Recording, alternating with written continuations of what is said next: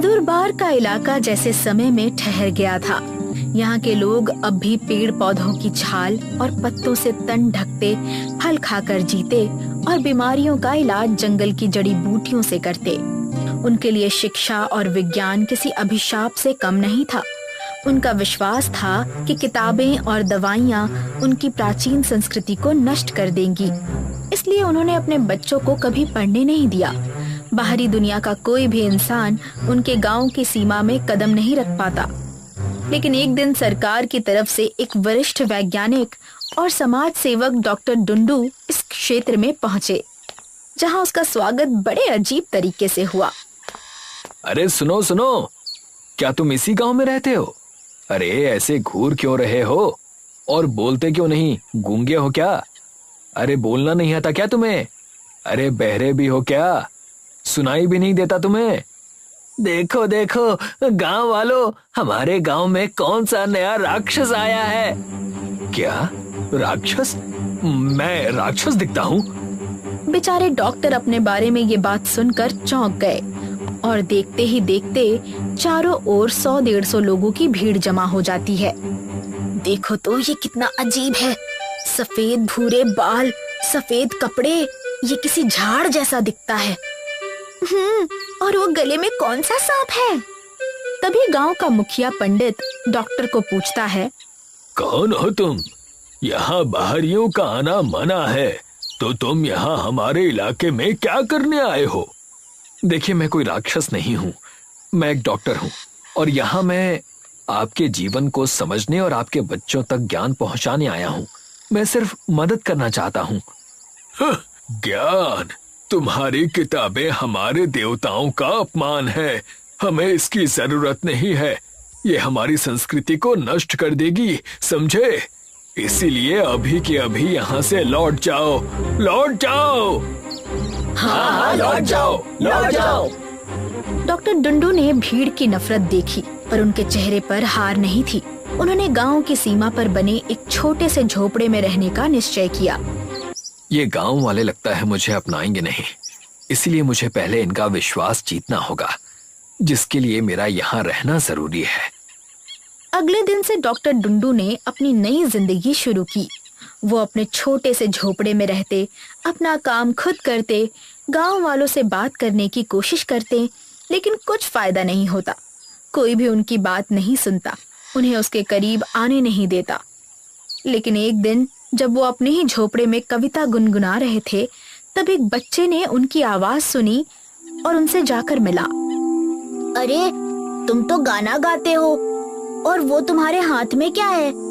ये एक किताब है जिसमें ज्ञान है, कहानियां हैं, जादू से भी ज्यादा ताकतवर बातें हैं। सुनोगे? लेकिन तुम तो राक्षस हो ना। लेकिन अगर मैं राक्षस होता तो तुम्हें चोट पहुंचाता, पर देखो मैंने तो तुम्हें कुछ नहीं किया। मैं तो यहाँ तुम्हारे साथ बातें कर रहा हूँ। तो बताओ तुम्हें इस किताब के बारे में और क्या क्या जानना है? आखिरकार इतने दिनों के बाद डॉक्टर की मेहनत का फल मिल चुका था, क्योंकि अब उन्होंने थामा का दिल जीत लिया था। थामा की जिज्ञासा भी धीरे धीरे डर पर भारी पड़ने लगी। वो चोरी छिपे डॉक्टर डुंडू के पास आता और उनसे नई बातें सीखता, जिसके कारण अब डॉक्टर, थामा और किताबों का मेल जोल शुरू हो चुका था। लेकिन एक दिन अचानक थामा और डॉक्टर की दोस्ती की खबर मुखिया तक पहुंच गई और डॉक्टर को सारे गांव वालों के सामने पेश किया गया। डुंडू, तुम हमारे थामा को बहका रहे हो, उसे नुकसान पहुंचा रहे हो। ये सही नहीं है, ये बिल्कुल भी सही नहीं है। देखिए मैं बहकाता नहीं हूँ, सिखाता हूँ। अगर मुझे थामा को नुकसान पहुंचाना होता तो वो मैं कब का कर चुका होता, लेकिन मैंने ऐसा नहीं किया। हाँ, डुंडू ने ऐसा कुछ नहीं किया। डुंडू को मत मारो, मत मारो। शांत हो जाओ थामा, मुझे कोई कुछ नहीं कर रहा। देख रहे हैं आप इस बच्चे की जिज्ञासा, इसका मेरे प्रति जो प्यार है यही सबूत है कि मैं आपकी मदद करने आया हूँ, ना कि आपको नुकसान पहुँचाने। तुम चुप रहो। देखिए चिल्लाने से कुछ नहीं होगा, जो सच है वो सच है। तुम्हारी इतनी हिम्मत कि तुम मुझे जवाब दोगे? नहीं, ये सही नहीं है। इसे अभी के अभी बाहर निकालो। आखिरकार जिसका डर था वही हुआ। गांव वालों में डॉक्टर के प्रति नफरत बढ़ती गई। डॉक्टर डुंडू ने उन्हें आखिरी बार समझाने की कोशिश की, लेकिन अफसोस किसी ने उनकी बातें नहीं सुनी, जिसका परिणाम ये हुआ कि डॉक्टर डुंडू ने वहां से जाने का निर्णय ले लिया और उन्हें जाता देख थामा दुख से रोता रहा। डुंडू, मुझे छोड़कर मत जाओ मुझे छोड़कर डुंडू डॉक्टर। गांव से निकलने के बाद डॉक्टर डुंडू अपने काम पर लग गए, लेकिन उनके जाने के बाद गांव में अजीब सा सन्नाटा छा गया।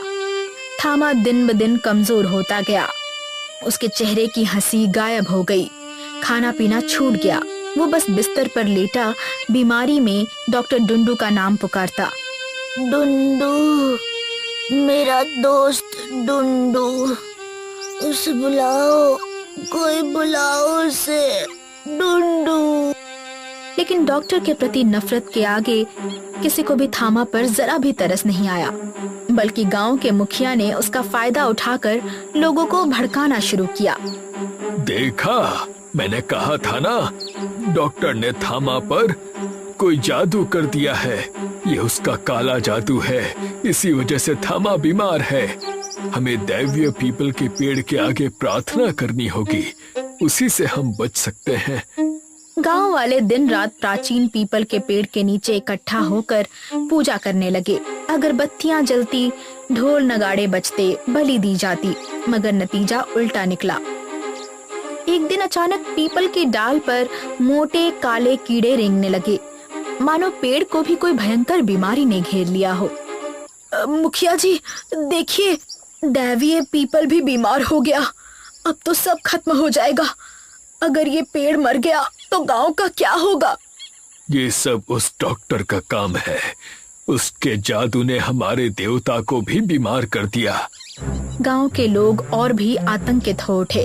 अब उन्हें हर तरफ मौत और विनाश ही दिखाई देता। धीरे धीरे पीपल के साथ आसपास के पेड़ भी सड़ने लगे। पूरा जंगल मानो बीमारी की चपेट में था। थामा की हालत दिन ब दिन बिगड़ती जा रही थी। वो लगातार बिस्तर पर पड़ा रहता।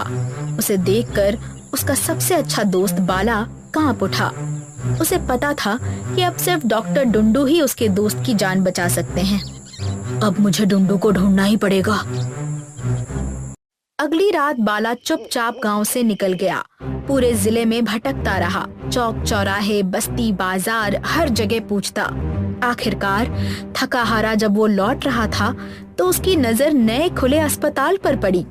दरवाजे के सामने वही परिचित चेहरा डॉक्टर डुंडू दिखा। डुंडू, डुंडू, डुंडू! बाला डॉक्टर के पास गया और उसने उन्हें सब बता दिया, जिसे सुनकर डॉक्टर अपनी टीम के साथ गांव जा पहुंचे। गांव पहुंचकर उन्होंने भयावह दृश्य देखा। बीमार थामा को जमीन पर लाल कुमकुम और हल्दी के चक्र में लिटाया गया था। सामने यज्ञ की आग जल रही थी और मुखिया मंत्र पढ़ते हुए थामा के ऊपर राख छिड़क रहा था। बस करो, ये बच्चा बीमार है, इसे तुम्हारे मंत्रों की नहीं दवा की जरूरत है। गांव वाले डॉक्टर डुंडू को देखकर भड़क उठे। भीड़ जमा हो गई। तभी बेहोश पड़ा थामा होश में आया और डॉक्टर से लिपट गया। ये चमत्कार देखकर सब हैरान हो गए। समझ गए कि डॉक्टर कोई साधारण इंसान नहीं। डॉक्टर डुंडू ने पीपल के पेड़ की जांच की। पता चला सालों से चढ़ाए गए फूल फल सड़कर कीड़े फैला गए थे, जो पूरे जंगल को खा रहे थे। उनकी टीम ने रोज दवा का छिड़काव शुरू किया। धीरे धीरे कीड़े गायब हो गए और जंगल फिर से हरा भरा हो गया। थामा स्वस्थ हो गया। गांव वालों ने पहली बार सच को समझ लिया। डुंडू साहब, हमें माफ कर दीजिए। हमने आपको राक्षस समझा, लेकिन आप राक्षस नहीं बल्कि रक्षक हैं। मैं रक्षक नहीं, बस आपका दोस्त हूँ, क्योंकि शिक्षा और विज्ञान से ही आप अपने भविष्य की रक्षा कर सकते हैं। आखिरकार डॉक्टर की बात सुनकर गांव का माहौल बदल गया। बच्चे पढ़ने लगे, नई तकनीक अपनाई गई। नदुरबार के उस आदिवासी इलाके में शिक्षा और विज्ञान का सूरज चमक उठा।